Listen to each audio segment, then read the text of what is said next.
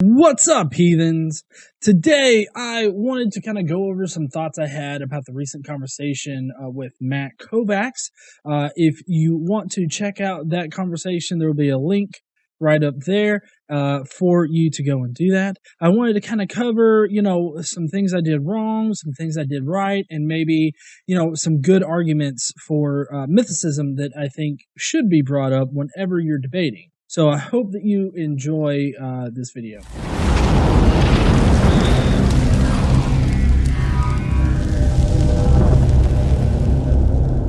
All right, so first, what I wanted to go over is some things that I learned in this that could potentially help you out whenever you're having an argument like this. And this doesn't just apply to a mythicist kind of debate. I would say that these are general debate tactics or things to keep in mind when having a debate. Like, for instance, you won't always be able to, prepare for every single angle that comes up in a debate. You can always do your best to prepare, but for me, one of the things that I didn't really prepare for was Matt saying that, Paul's theology changed throughout, him writing all these letters to these different Christians. I didn't have a good answer for that. It just seemed like he was assuming that Paul's theology would change, and I don't understand why it would. He still holds to that opinion, and I still hold to the opinion that Paul's theology would have been solid, once he started writing letters. But the important thing to know here is to just accept it right off the bat that you won't be able to cover every angle. You've got to be able to think on your feet. And if you can't think on your feet very fast or you can't come up with a good answer, that's fine. That is one of those situations that you can take and you can better yourself. And that's what I did in this situation. So, for instance, with Paul's theology, it just doesn't make sense at all to assume that Paul's theology would change or that there would need to be, these secret passcodes or whatnot that Paul's followers would need to know. And this kind of leads me to my second point, which is keep a cool head. Now, I don't know, all of you guys are different, I know. But for me, it's hard for me to keep a cool head, especially when somebody is pretty steadfast in saying that you're wrong and I'm right. That really kind of gets me going and gets my blood boiling. But what you have to do is try to stow that stuff away. You've got to try to focus on the arguments and, stay steadfast in your arguments. Explain them as if you're explaining them to a child. Not trying to call them a child or anything, or especially Matt. I'm not trying to call him a child, but I'm saying that you have to be able to explain what you're talking about in a cool, calm manner in order to get your point across. Flipping your shit and throwing your notebook down in the middle of a conversation is not going to get you anywhere. That leads me to my next point, which is know when to agree to disagree. That's what I eventually had to come to after about 40 minutes of debate over James, the brother of Christ, which I'm going to touch on here in a minute. You have to know when to agree to disagree, because the fundamental disagreement there was how Paul meant it and how Paul wrote, and how he was supposed to specify this person. But what it boiled down to is the fact that I felt that he was talking about a general Christian. And he felt that James was a special title that was given to a specific James in history. But you're going to come across these points in a discussion where you just simply have to agree to disagree. Normally, how to tell when that point hits is when you start going around in circles. You start all the way back at the beginning, what you were arguing about before, and you're not making any progress. It's at that point where you have to agree to disagree. If you watch any debate out there, you will see that the debaters have to be like, okay, well, we're just going to have to agree to disagree on this point because it just keeps going around and around in a circle. Next, which I'm going to relate to the James, brother of Christ again, is to know your material inside out. There were a lot of better arguments that I could have used for James, brother of Christ. For instance, in the Greek translation or the Greek source material for that particular part in Galatians, it actually uses a very specific Greek word. And if you look in other places in the Greek version of the Bible, that Greek word is used to reference either blood relatives or just members of a general group, or members of Christianity, other Christians. So the way that Paul is using it in Galatians is actually vague enough to where we don't know what kind of brother he's talking about. Since he doesn't specify like what kind of brother, it's just vague enough to where we don't know what he's talking about. And that would have been a better argument for me to use in that instance. Now, finally, this is something that was actually lobbied in the very last portion of the discussion, and that's just because you haven't read every single piece of literature on one particular subject does not make you wrong.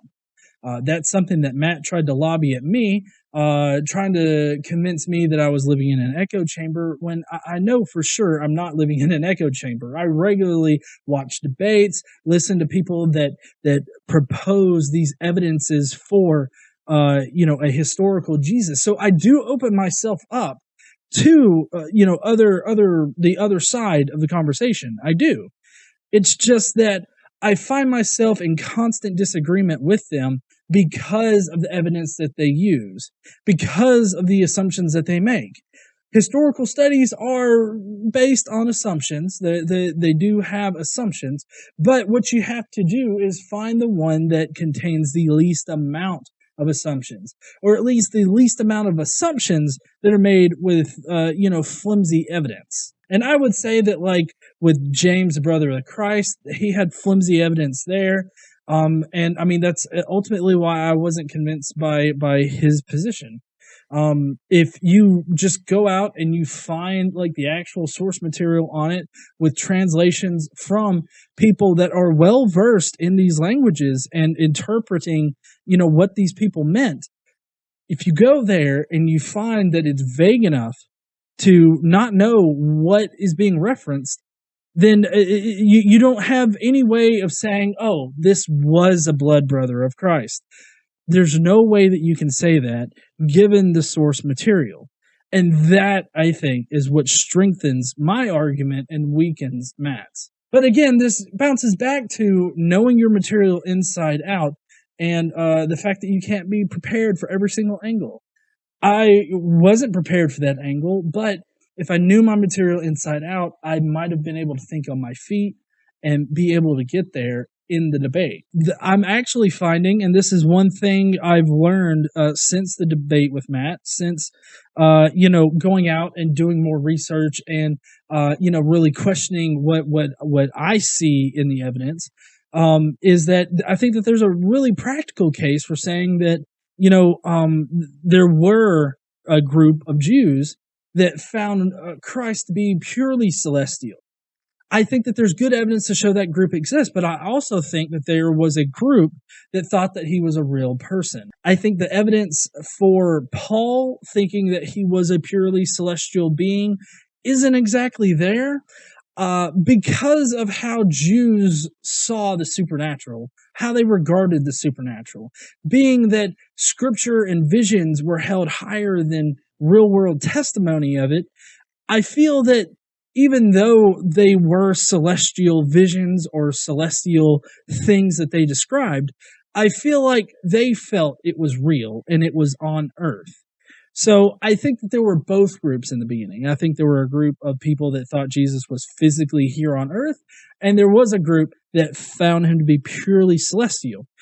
Now, one of the things that prevents us from actually finding a lot of good sources on them is the fact that the not Catholics, but Christians in general, took over pretty much the entire known world at the time during the Middle Ages, and were able to filter out the stuff that didn't agree with their version of Christianity. The only reason why we have the Nag Hammadi library, the Gnostic Gospels, is because when an order went out to destroy all of those heretical writings, some monks actually ran away with them and buried them in the tombs, in those mines or whatever. They went and buried them in there because there was an order that went out to destroy them. So we know for a fact that Christians were trying to hide these Gnostic beliefs and these beliefs about Christ and Christianity that just didn't mesh with the mainstream Christianity. We know this for a fact. So that's why I think that we don't have a lot of evidence to suggest, of these celestial groups. But 2 Peter was specifically written, actually forged in the name of Paul, to generate some kind of real world witness or experience of Jesus Christ. This was in response to other groups in the area saying that he was mythical. So that's why I say that there's not a lot of evidence, but there is some evidence out there that suggests these groups of Christians that thought that Jesus was celestial. Richard Carrier likes to call it outer space, which I think technically that would be true because it's the area right underneath the moon, which would be outer space. I really do implore everybody to go out there and research for yourself. Look at the Nag Hammadi library. Look at 2 Peter.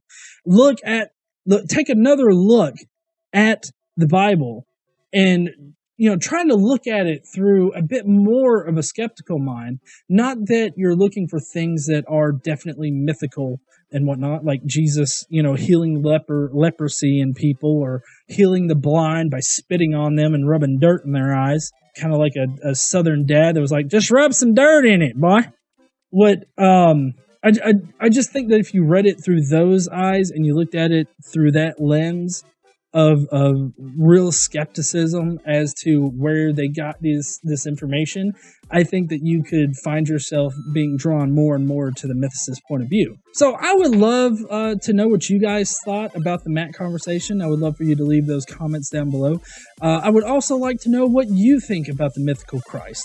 It would really mean a lot if you could share this video out for other people that either are mythicists or they just want some general debate advice, I guess. I'm not all that seasoned of a debater, but, I've learned a few things in my conversations. So I hope that you will join me next time, next week, and I will see you heathens later.